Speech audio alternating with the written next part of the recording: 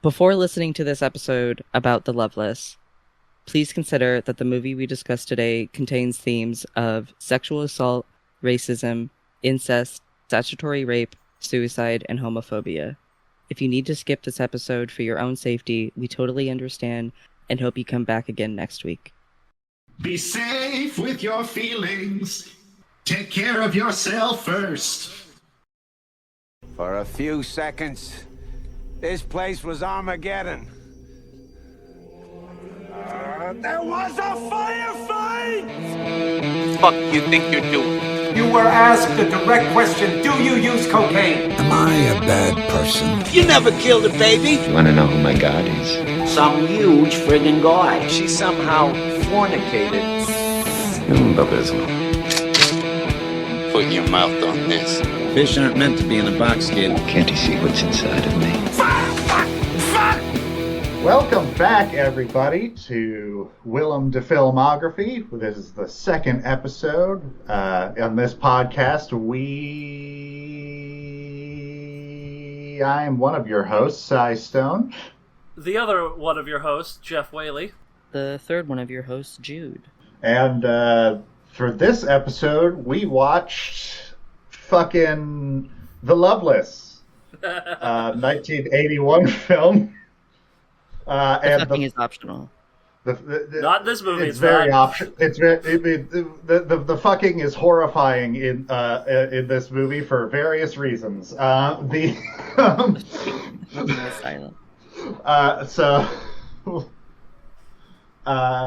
wants to take the summary for this episode? Do we want to check in with hosts first, or are we just getting into it? Right. Yeah. Sure. Let's check in with hosts. How are y'all fucking doing for this fucking movie? You're much angrier at this movie than I am.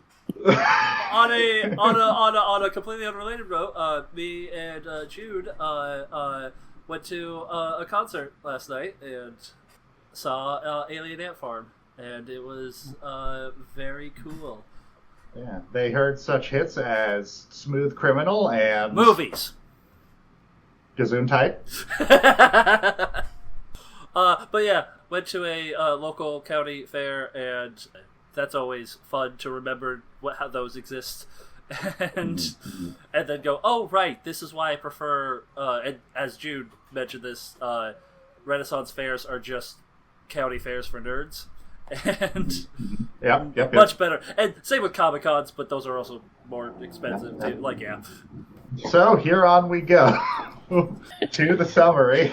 Who wishes to take the summary, because I am not fucking doing it. I'll do it with the summary. I will gladly deal with the summary. It's going to be a very brief summary before we just get into the note stuff, because not a lot happened. Remember, so last episode you said the flaw with your notes is you just do notes that are interesting to you without doing the story beats. Well, there's no problem with that in this movie, because there is no fucking story. This is a vibes-based movie, and those exist. Those are completely valid. They can be great. We'll see if this one is that. Yeah. Trying to gild the lily, but yeah, you're right. So, the summary for the Loveless 1981, the very first film by Catherine Bigelow, who was the first female director. Monty Montgomery. And Montgomery, yeah, but I don't know him, so I'm just going to go with Catherine Bigelow, who was the first female They were technically co-directors and co-writers. Nice. Oh, we'll play Monty. Two people worked on this atrocity. I did not know that. That explains a lot, honestly. Catherine Bigelow was the first female to win Best Director at the Academy Awards, so nice. She is good. Mm-hmm. This was the first one. So, for The Loveless, 1981. In the 1950s, a group of bikers on their way to Daytona Beach stop at a small town in Georgia to fix one of their bikes. While in the town, they meet and interact with the locals, culminating in a murder-suicide at the local bar before the bikers drive off. Yep. That's the plot. So... No. Let's go coming at it into from it a now. more Yes. Let's coming at it from a more feminine gaze. The plot is Willem Dafoe is weird, sexy, and likes to fuck. That too. So That's I think here we yes. If we want to go through our notes. I think this is where we get into Willem Dafoe, which I will gladly take the reins on. And Jeff already gave away most of the extent of my Willem Wikipedia, whatever it is. So sorry. You're fine. That's all I had. No, it's supposed to be. We have it in the notes. It's supposed to be distributed throughout like a fine spice. I did. We said at the time that it wasn't a segment in and of itself. It was a thing that we would just you would just chime in with.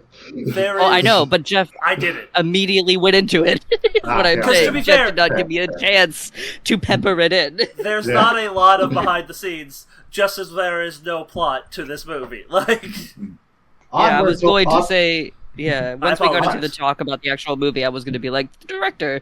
Yeah, no, go ahead. It's fine. I just thought it was funny. Onward to Willem Dafoe. What? That's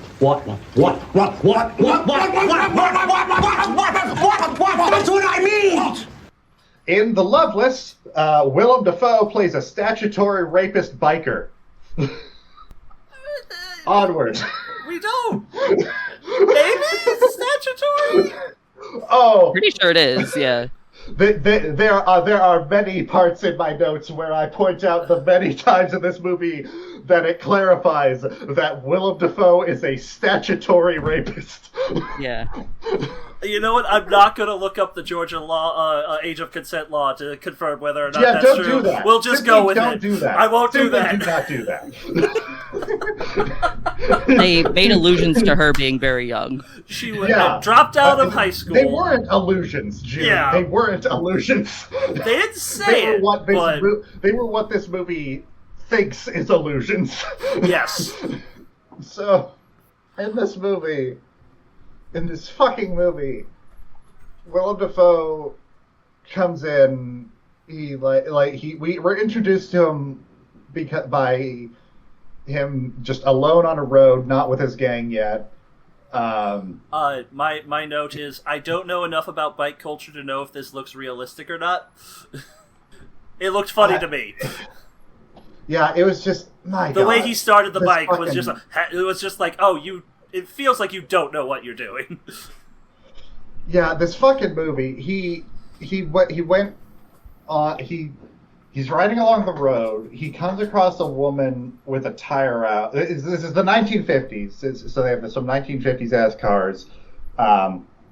He stops, is creepy sexy at her, fixes her tire, steals her money, sexually assaults her by kissing her, and grabbing her boob, and grabbing her tit. Yeah, my exact notes were. There's this thing called introducing yourself, which he doesn't do. He just comes in and starts fixing the tire. So here's the thing. I should ask this. Going into this movie, did you all go into this movie knowing that the director was a woman? Yes, no. I did. Okay. So I had some expectations of this movie from the poster on Tubi and the fact that the director was a woman. I thought we were gonna get some slutty ass biker men, framed in such a way that it's like a woman ogling a man as opposed to a man ogling a woman. And it was going to be like, a little dangerous, but also really hot and all that.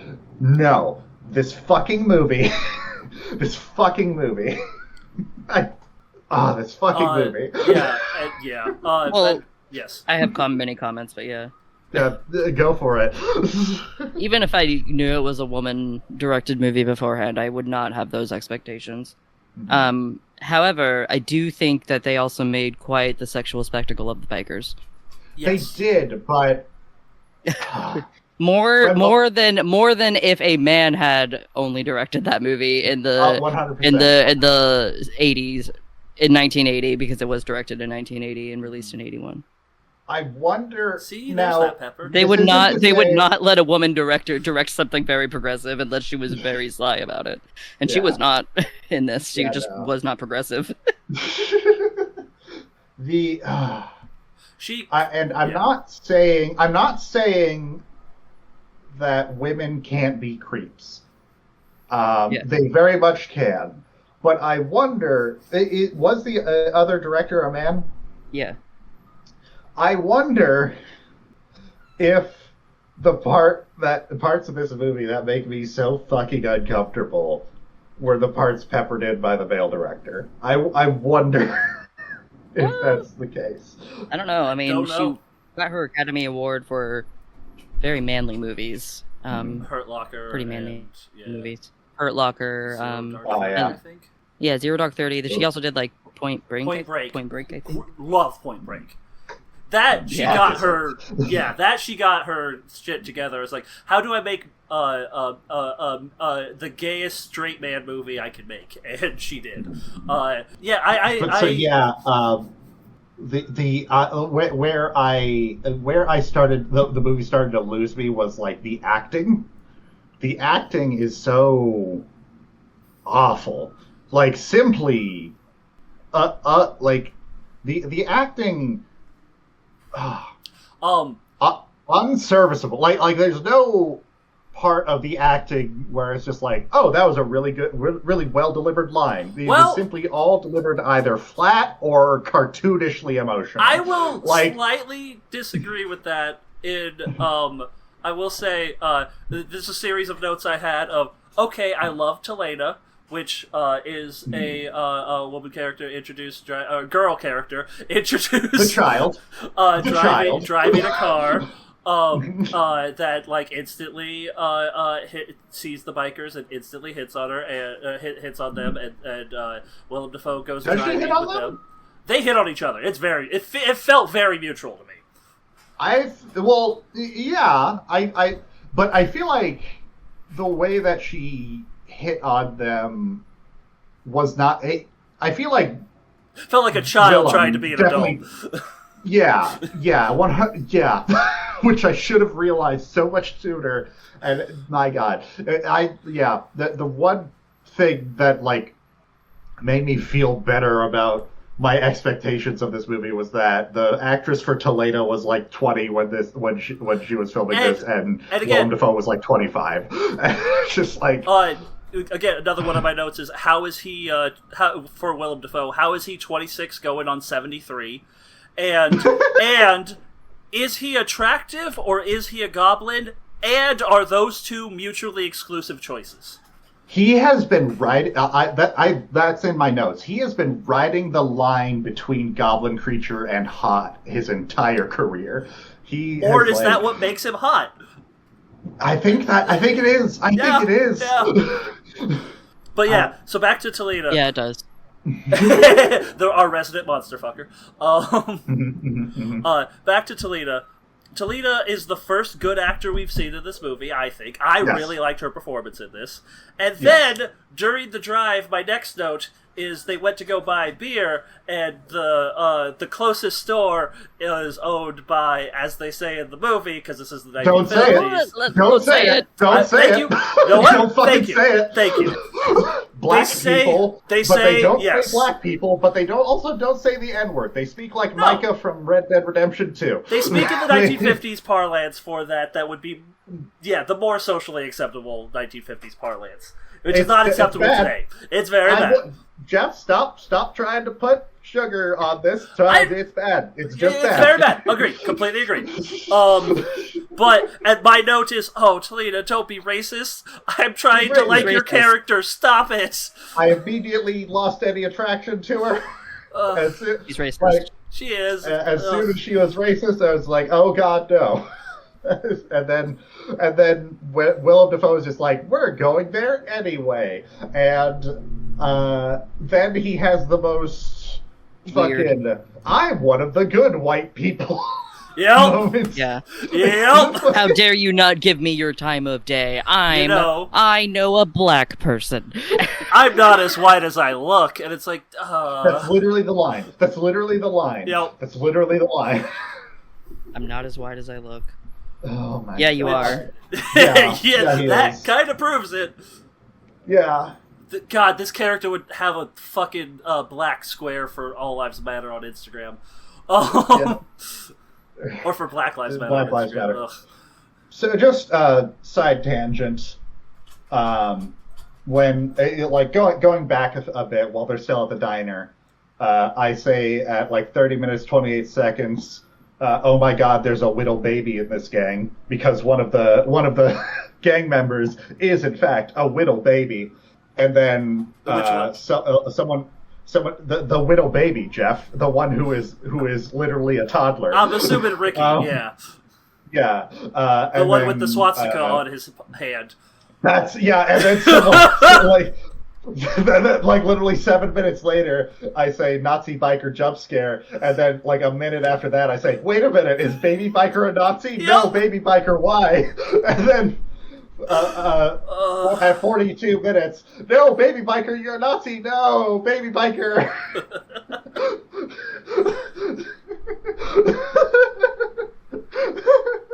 Just this biker gang is like, I think Hurley and Sideburns are the only two that are almost acceptable. Yeah, like, oh man, Hurley was the one who bike broke down. And he was fixing the bike, and like there is if we're jumping around, I'm okay with jumping around because this movie doesn't care about that. This movie, wasted our time. We're going to waste this movie's fucking time by jumping around. Exactly. One of the last notes I had was near the end when Hurley was fixing up on the bike, and the dude whose dad owned the shop they were working at. Was just kind of sitting there, and then they got challenged to like a race type thing. And the way it was filmed, I have this has gay porn vibes. As the guy says, "Is it okay if I sit on it?" was the line that made me go, "Oh shit!" This is Catherine Bigelow being like, "But what if we made them gay?" This entire movie's. Both the lines themselves and line delivery were so pornographic. Mm-hmm. They were so pornographic that this movie's poster lied to me, because in this movie's poster, Willem Dafoe is wearing a leather jacket, unzipped, no undershirt, and jeans in the sluttiest way you can imagine. Mm-hmm. And this movie lied to me with it. This movie lied to me with it. It lied to me with the line delivery. The only fucking in this movie is uncomfortable, and I fucking hate it. All of it, even the biker chick who like randomly got with someone. I guess I don't even know who. The guy at the bar. Yeah, it was a random guy at the bar who like his friend was like, this guy wants to fuck you, and so they fuck. Yeah. And so like, fucking movie. And like, if anyone listening to this might be like, oh, this sounds like a movie that has like a lot of like themes going on that they surely explore. No, they don't. They fucking don't. It's all just like, oh, will the fact that this biker is a Nazi come into play at all? No, it won't. it's vibes. It's vibes. They want to get the feel, and so it is peppered with like some like small town like gossip, like Talina talks about her dad who like was a piece of shit and is like the oil man who like owns the oil production in town, and so you have a little bit of that with her backstory, but not really. I remember there was one line I forgot that I put down, and it was "Why So Serious" movie. That's when Talina was talking about her scars. So of course I had to make a Joker reference because it literally did the sliced her from ear to ear, and it was like, oh, is this what Heath Ledger got his inspiration from? You wanna know what that made me think of instead of the Christopher Nolan Batman movies? Yes. The first Mortal Kombat movie. Yeah. The fucking Kano line. Yes. Like that one. Yeah. What were you gonna say, Jude? The Catherine and Monty, the director and writer, they aimed to merge the motorcycle genre with the film noir genre, and were influenced by Kenneth Anger's 1963 underground short Scorpio Rising. I don't want to watch that short. Yeah, no. And the films of director Douglas Sirk. I don't know that name. This is according to the AFI catalog, the film catalog or whatever. God, I hope this doesn't have a fucking Criterion Collection release. Vance, the leading character, was inspired by a mechanic who chronicled his early years in the 1950s as a wild motorcyclist, while Tarver was based on a newspaper report about a man in the South who illegally tapped into gas pipeline. Oh, Tarver was Talina's dad character who got shot in the end. That was the murder-suicide. Because he was a rapist. Yep. Yeah. He was an incestuous rapist who caused his wife to kill herself. And then his daughter killed him and then killed herself. As Willem Dafoe watched. Yeah. And then the end of that... Smiled and smiled. And smiled. Yeah. Yeah. Ever, despite seeming to be really, like, torn up about it, like, a second ago? I don't know. Yeah. For a second, there were two... So, I think what the movie wanted you to think was like, man, that girl Willem was thinking this entire time, man, that girl has such a fucked up life. What I thought he should have been thinking was like, man, I'm just like her rapist dad, aren't I? Fucking this underage girl who... God damn it, Willem. No, that's not what cis straight white dudes in their early 20s think when they see. It's like, I'm the savior, I'm the good one. I remember at one point I took this screenshot. I just went like this. Hold on. I just sent that in my threads. Yeah. I was like, what the fuck is this? My note on that was the most natural way to position to fall asleep in after sex. Which is... And this shot, who wants to explain this shot to the audio listeners? So this shot is Willem Dafoe has... This is after Willem Dafoe has had sex with a racist minor who's also an abuse victim to her father. And she is laying down face down on the bed with her head on a pillow, with her head turned to the side, and she has like her arm over the pillow, and she's like all cute and sexy, and she's clearly asleep and like relaxing, but Willem Dafoe is still on top of her, clearly still like inside of her in some way, and he leans back very awkwardly, so he's still inside of her and just stares down at her with this very strange, creepy, weird goblin look, with like his weird, like his legs in like an odd position and his arms in an even weirder position, and his torso moving in such a way that looks inhuman. So, and he is so pale. They're in the prone sexual position, if anyone knows that. And during this scene, the song playing, oh my fucking god! At 52 minutes into this movie, before we see the shot of them like lying together, I wrote, quote, "So young, my teenage love, so young, my darling." Unquote. What the fuck is this song? Jesus Christ, I'm gripping my fucking chair. 4 seconds later, god damn it, they fucked. 50 seconds later, so young, quote, so young, too young, unquote, yeah song, I know, god damn it. The way this movie uses music to tell, don't show, and then also show after telling and sometimes not show at all after telling, is just so infuriating.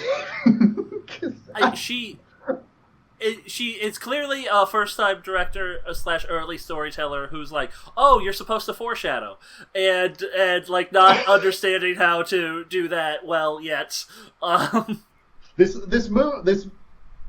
The song may as well have been, this man doo-wop is going doo-wop to fuck doo-wop a child doo-wop. It's just like... There were a lot of songs in the 50s that are that. I know. Trust me, I know. And a lot of them were just considered love songs. Yep. Every song that I hear from like that era, I just I think like, oh, this sounds nice. I wonder when the rape is going to come in. And then it just, surely, like, a few seconds later, the song is just like, this isn't consensual. Wow! It's just like... my At the God. 50-minute mark, I wrote, it both feels like it's been longer and like no time could have possibly passed. Nothing has happened. I wrote. And this was right before her dad fucking stormed into the motel room and was like, "You're touching my daughter." And she was like, "It's nothing. He didn't touch me in any way. You haven't touched me before." And then suddenly you're like, "Whoa, what the fuck?" It's not even that. I have a whole... He stands in the fucking doorway and smiles as this child gets into the car with her very clearly abusive father and drives off. Up to this point, it was just implied that it was like physical abuse, like she had gotten a scar from being beat by her alcoholic father, who caused her mom to kill herself. Now, child sexual abuse is in play in this fucking. Now the horniness of this movie is so fucking menacing. It's so. Catherine Bigelow has kind of a problem with that in some of her movies. That is every her version of this Noir. Is the first. Her version of this is the first. Sorry, go. Catherine Bigelow. I think this is the first Catherine Bigelow movie I've seen, and I am so fucking scared if any more come up in the future. It gets a lot better.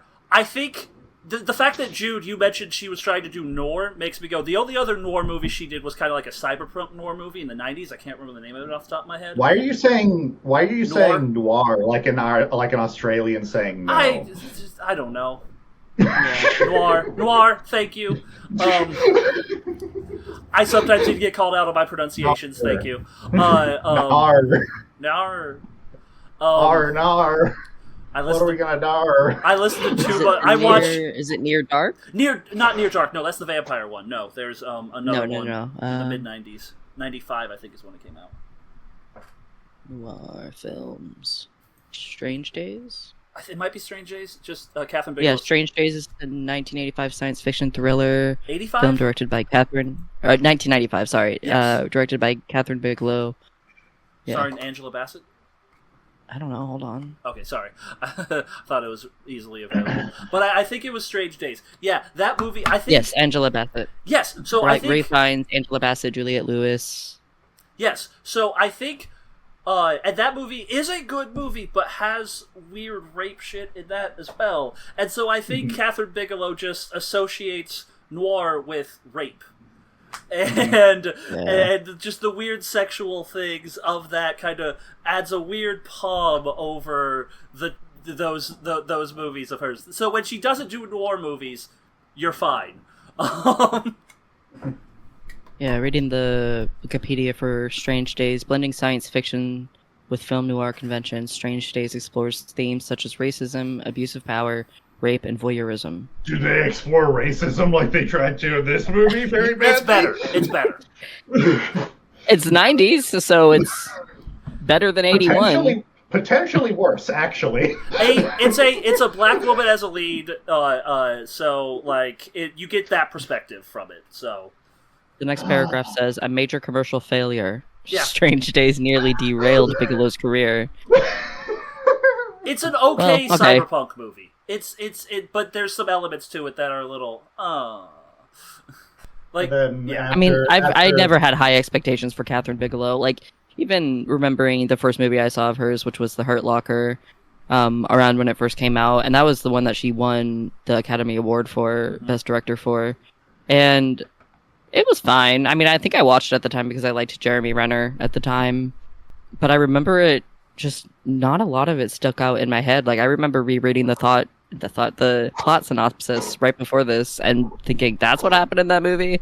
I remember just a bunch of military guys running around with their heads buzzed or whatever. That's a solid Iraq-Afghanistan war movie. Like, there hasn't been a lot of them. That's one of the better ones. I feel like we're getting off topic. Yes, like this movie. Yeah. After this movie is so fucking boring that we can't even stay on topic. Sorry, carry on. After the statutory rape scene, some other shit happens. It doesn't matter. And then Willem Dafoe returns to the garage where Hurley is like, "Hey, did you have sex with that underage girl?" And Willem Dafoe is like, "Door was wide open." To which I wrote in my notes, "Willem, she's a child." I didn't notice. I don't remember that part. I remember it. Yeah, I remember it. And he was like bragging about it. He was just like, "Yeah, I got in there." Yep. And immediately after that, I wrote, "What in the whole fuck is this movie even?" Because like we are an hour and 4 minutes into this fucking movie, and I will say nothing has happened. Nothing of consequence has happened.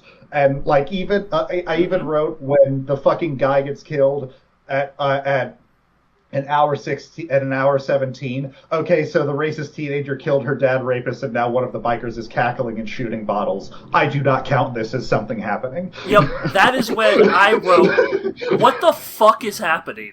Like, what is this movie trying to say? What is this movie?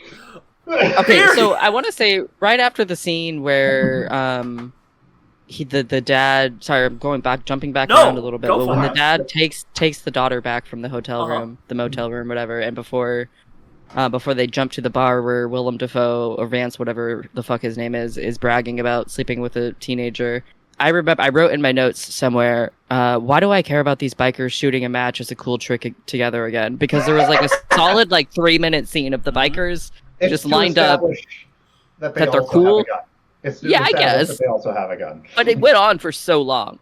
And just like so many other things in this movie. Admittedly, I said and no, I was specifically asking, why do I care about these bikers in general? Not why they're doing that. I said, other than their association with the main character. And then they were very clearly not shooting that gun. There was no recoil whatsoever. Yeah, exactly. Acted recoil.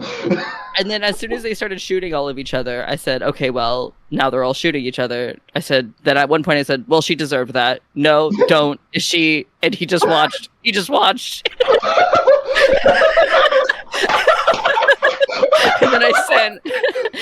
And then I just sent a shocked face like that to myself, and then after that was, I'm glad it's over. And that was my commentary. My last note for this movie was, well, off to Daytona, I guess. Can we get into the fucking murder plot that the fucking rapist dad and his brother came up with and immediately derailed? So I want to come back to with your note of why do you care about these people. My note on that was simply, all right, striking a match with a bullet is pretty cool. So the differences in our thoughts. Yeah, listen. Jesus Christ, yeah. And also two more pieces of notes just throughout the movie was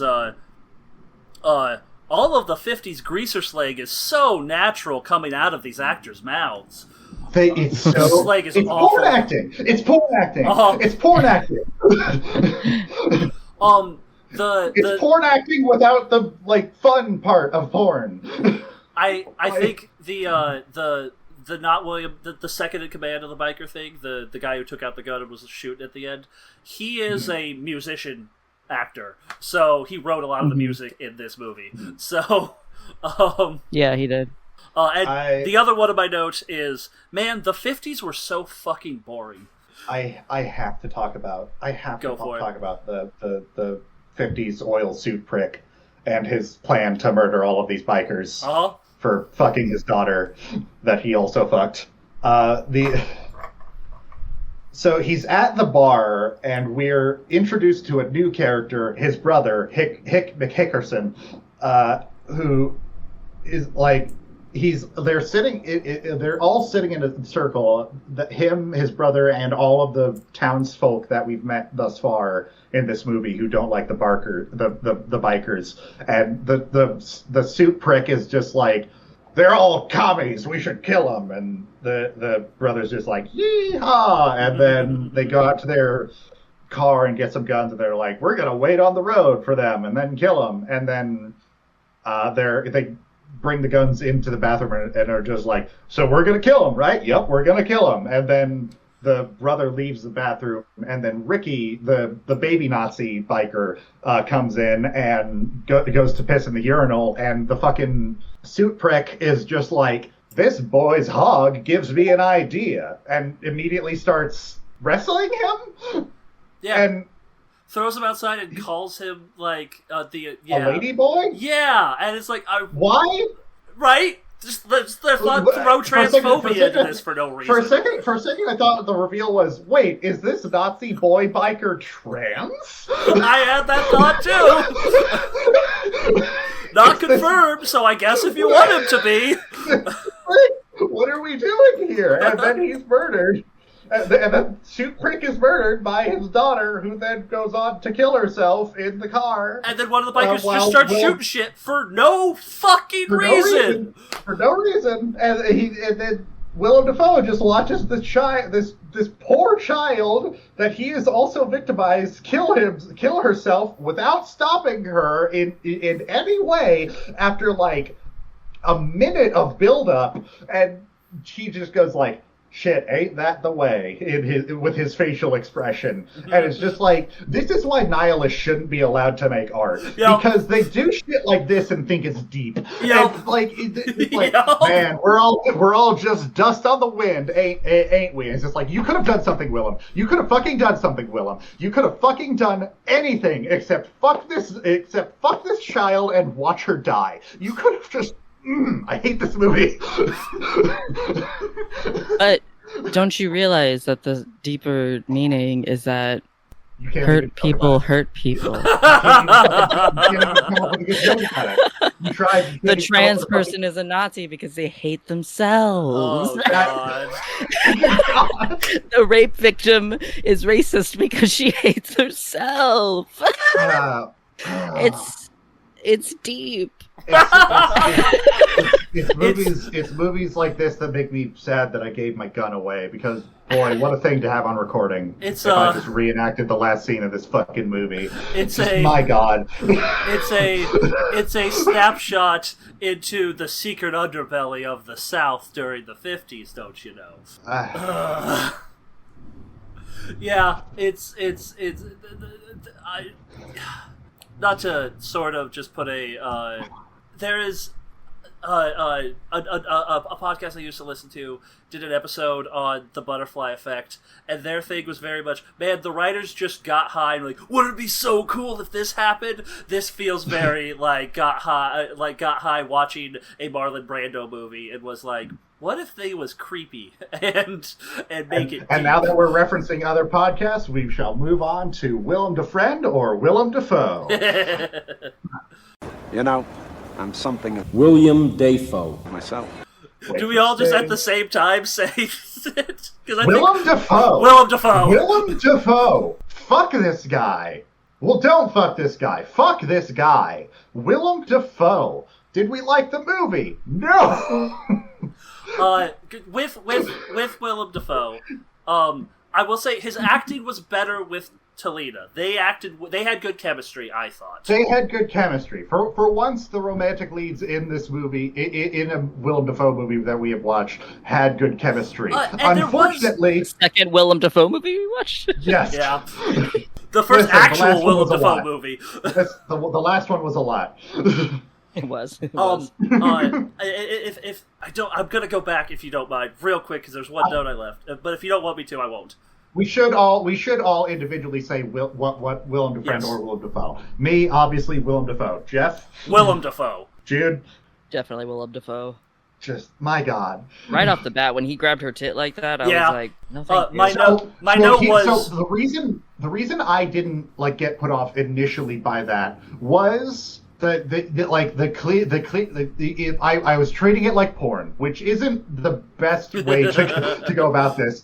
But I from the poster and from the kind of ogling of the male physique that we get in this movie, I was thinking okay, this is kind of like a sexual fantasy movie, and a common sexual fantasy is sexual assault. And so I figured okay, that's something to throw in there. It's not great, but I'm not immediately put off by it in the theme of this movie. Everything else made that look so much worse. Mm-hmm. Everything else made that look so much fucking worse. It didn't get better. Yeah.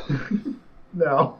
Anyway, what were you gonna say, Jeff? I mean, So, I can't remember the exact line. I just wrote the note about it, but it was during the drive with Talina and Willem Dafoe and Vance. And again, she is a child, so it makes it even worse when you think the line of some people call me a slut, but I think it's just good practice or something like that. And it's like, okay, that would, like, you can't, like, don't be saying that, and then the racism, and then, man, there's, and also you're a child. God, this movie's so fucking confusing, and not in a good way. Not in a poignant way. So I should have seen it in his first line to her, when she asked if he has any smokes, and he's like, I do, but I feel like I'd be fucking corrupting the youth. It's just like, I thought that was just a line like, okay, yeah, she's on the younger side, but honestly, so is he. Everything else that emphasizes this is a child, this is a child, this is a child. My God. It's to get a little bit like connection with real life. It's shit like this when you hear like certain people say that like the youth are being like corrupted today, or like any sort of talk about like corruption of. Any sort of talk of corruption of the youth is like we were way more okay with young people having sex in the past than we are today, and we just didn't talk about it. We were way more okay with older men having sex with younger women. Yep. Back in the day, specifically. And people try to pretend like that's like a new thing or like the grooming shit. It's like, no, dude, this has been a part. We are at the least accepting of that we have ever been. Like, yeah. Or younger men having sex with older women. Basically, any time that a man can look. Yeah, exactly. The fucking yeah. Yeah. Did we like the movie? Absolutely not. No. This is an offensive no. Like, what was your answer, Jude? I immediately said no. You didn't quite come through, sorry. We need this for prosperity, I guess. Yeah, we all need to have a fucking alibi for this movie. For this god-awful movie. Yeah, it's all vibes, and the vibes are bad. And this is not a good movie. It has stuck with me in like not good ways. Yeah. But like, thankfully, I've talked about it, so I was like, okay, cool. I don't have to think about this ever fucking again. Yeah. God. Well, we've come to the Willem Defend. Join us next time where we watch The Hunger. What's the next one? The Hunger. David Bowie. David Bowie in yeah. it. That might be neat. He's also fucked teenagers, and we were all just kind of okay with it. Yay! Anyway, bye. Bye. See you next week. You've been listening to Willem the Filmography. Our theme song is Cherry Metal by Arthur Vick. You can find this podcast on Spotify, YouTube, Amazon Music, and most places you find podcasts. Go ahead and like, subscribe, and review anywhere you can. Follow us on social media at WillemDaFilms on Blue Sky and Willem.DaFilms on TikTok, Instagram, and Threads. And share our podcast with anyone you think might like it. If you would like to support monetarily, check out our Willem the Filmography Patreon and support there. Thanks for listening.